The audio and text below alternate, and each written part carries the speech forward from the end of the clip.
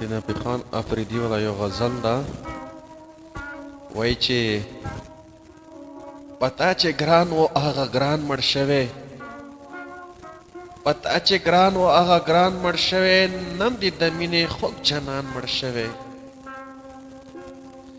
نن آخري دیدن ته راشه ورلا، نن آخري دیدن ته راشه ورلا، ستا د لیدلو په ارمان مړ شوی. ورپسې ډېر خلک غمجن دي ځکه، ورپسې ډېر خلک غمجن دي ځکه د ډېرو زړونو قدردان مړ شوی.